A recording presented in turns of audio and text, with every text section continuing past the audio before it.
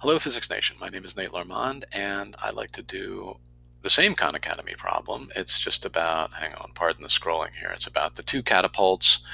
One catapult has 9 times the radius, so a great big throwing arm.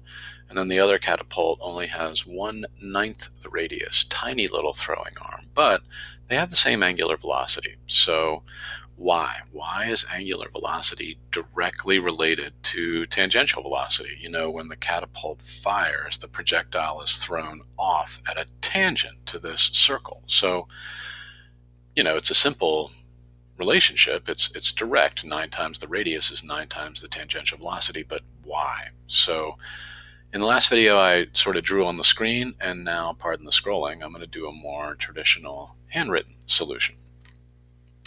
So these guys are called bridge equations because they take you from the world of rotational stuff, radians is how we say angular displacement, to linear stuff or translational, what we've been talking about for the last 2 months, meters. So how fast you change your position, your linear position, is velocity, right? Meters per second. And then acceleration is the rate of change of your velocity, how fast you change your motion. Well, everything in the spinning world has, an analogous measurement.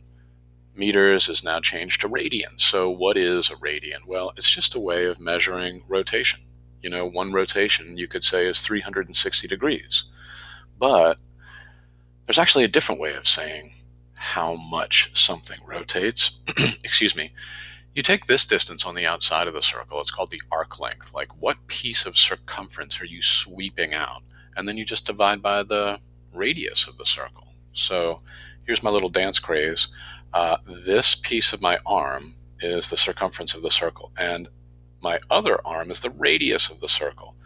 All right, so all you do is take this distance, the piece of circumference, the arc length, and divide by the radius, my rotating arm right here. And because in my little dance, the two distances are the same, this piece of circumference is equal to the radius. I'm actually sweeping out 1 radian of angular displacement.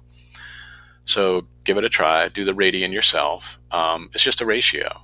It's just arc length divided by radius.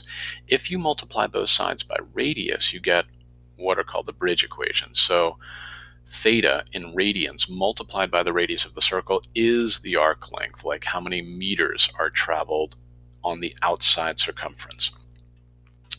And then you take that basic equation and divide both sides by t, and you get the rate of change of angular position, that is angular velocity.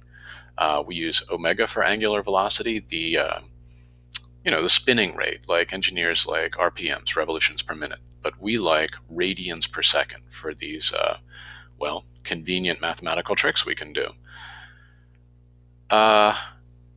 So another bridge equation, just as we did angular displacement multiplied by radius tells us linear displacement, that is how far we travel along the outside, angular velocity multiplied by radius tells us tangential velocity. So you could do, hang on, let me scratch this out. You could do circumference 2 pi r divided by period. That's fine. Period is the time for one rotation. So this would be sort of the traditional way of finding tangential velocity, just distance over time. It's just a special distance. It's the circumference of the circle divided by a special time, the time to get around once, the seconds per cycle. Or you could do it this new way. So you take the angular velocity in radians per second. Hang on. Radians per second. And then you multiply by the radius of the circle, and you get the tangential velocity in meters per second. So here's the sort of general form. The angular quantity multiplied by the radius becomes the linear quantity. Acceleration is no different. Radians per second squared multiplied by radius is the tangential acceleration, meters per second squared. And here, I already mentioned period, the seconds per cycle, is the inverse. It's called the frequency, cycles per second. So you can say, You could say rate of spinning in angular velocity, that is radians per second, or you can say rate of spinning in hertz, that is cycles per second. Every 1 cycle per second is 1 hertz. So 1 Mississippi, 2 Mississippi, 2 hertz would be bop, bop, bop, bop, double that frequency. And then 4 hertz is bop, bop, bop, bop, 1, 2, 3, 4, 1, 2, 3, 4, like that. And those are the basics of angular kinematics. Thanks for watching. See you in the next video.